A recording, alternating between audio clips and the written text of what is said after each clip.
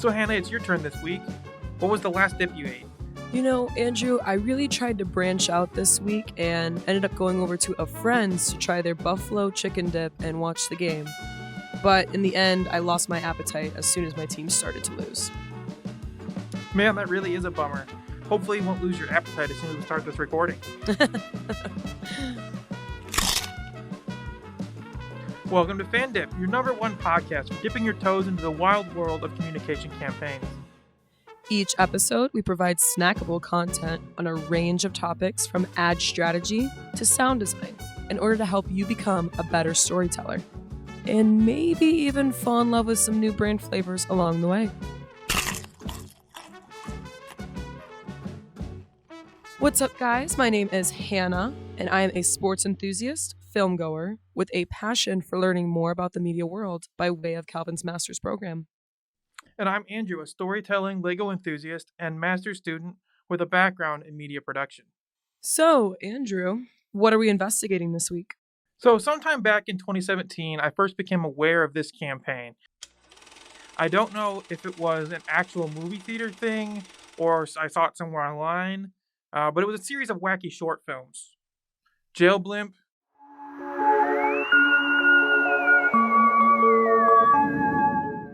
Kale Limp,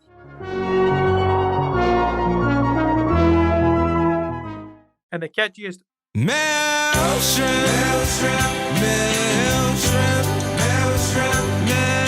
show me that you love me. Tell me, what exactly drew you to this campaign?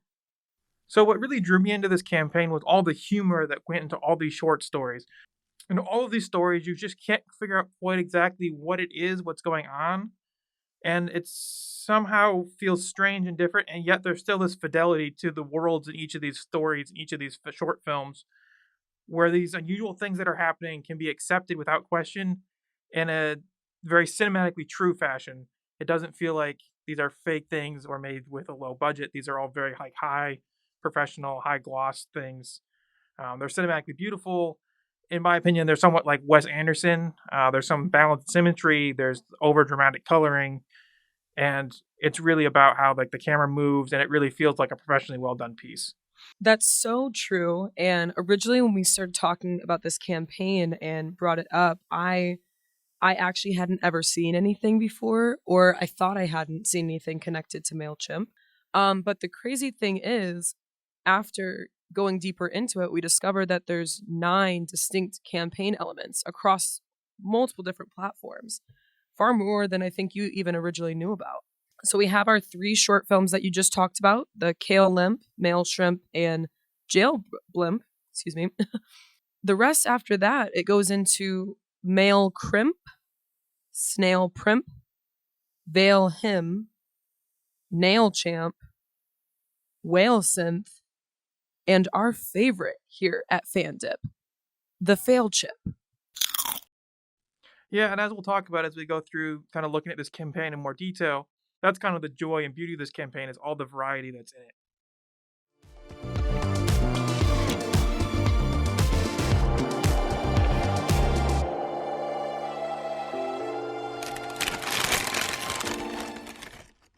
What really brings this all together for me is the language that they use. It's all about playing with names. The campaign is all working towards advertisement for a company called Mailchimp. They provide various services at the time, and still mostly their bread and butter relies on email campaigns and marketing for different companies. And what they did was people were messing up their name, making mistakes, not sure how to communicate that to people. So what they did, instead of trying to really work on reinforcing their brand name, they actually took a lot of the ways people were mispronouncing their name or making jokes about their name and being able to say, hey, why don't we just lean into this and actually make campaigns and stories surrounding these different items? And while these things don't sound connected in any way, and in truth, they're not, the story that they're trying to tell is a story of creativity, which is what, Mailchimp seems to be about. Like that's the product they're selling, and they're selling it in the right way by telling these different short stories through such creative and such, quality ways. We talked about that earlier. They're putting time into their production and putting it out. whether it's saying their name or not. Yeah, and I think this kind of goes back to Fisher's narrative paradigm, this idea that the world is a set of stories, and Mailchimp kind of takes that and says, if the world is a set of stories, why not be the one to tell them? Well, as you can see so far, we were both taken with this campaign. But what does a more seasoned professional have to say about it? We sat down with Calvin University's own Greag Braun to get the inside scoop on good multi-platform campaigns.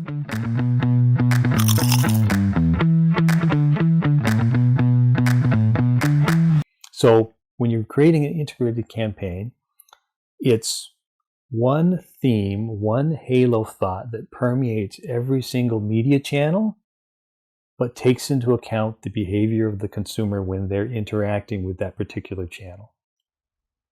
Wow. So I don't know if you've had a chance yet to take a look at the Did You Mean Mailchimp campaign. But we wanted to get your ideas on that. So I'm vaguely familiar with Mailchimp.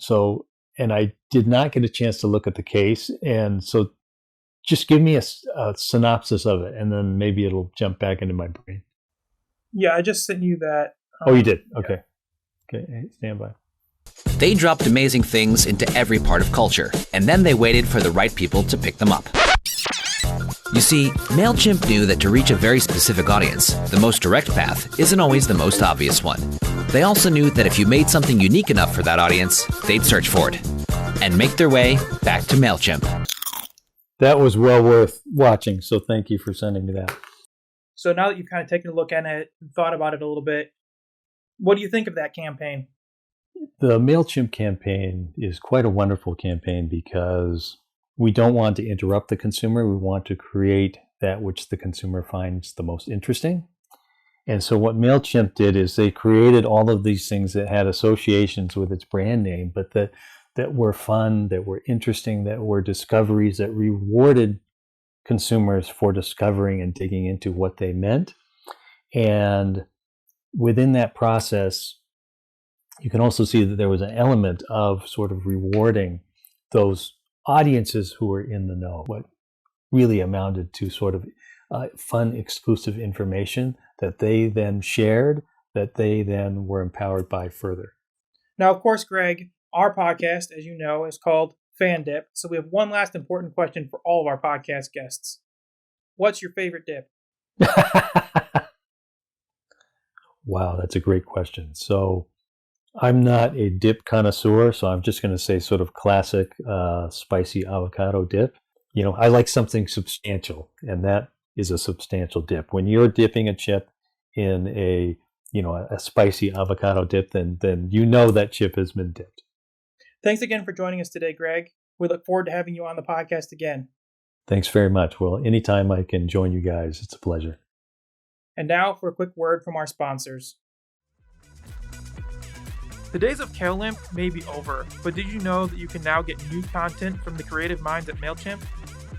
From podcasts about entrepreneurship like Call Paul to documentaries about vegan beef farmers, Mailchimp Presents is a collection of original content that celebrates the entrepreneurial spirit.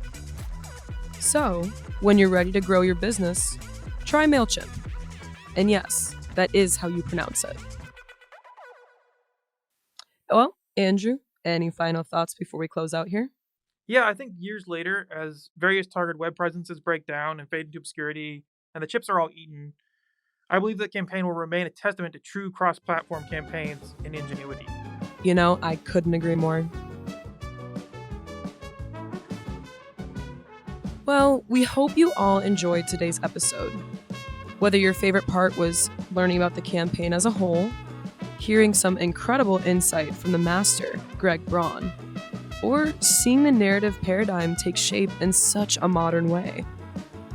We're excited to continue this series and cover topics such as Mailchimp, the story of the world's greatest nail artists, Mailchimp, what culture has to say about gender stereotypes, and Failchimp, the next step in chip evolution. Want your brand featured on a future episode of FanDip? Reach out to our creative team through crunch.fandip.com. Can't wait to snack with you next week.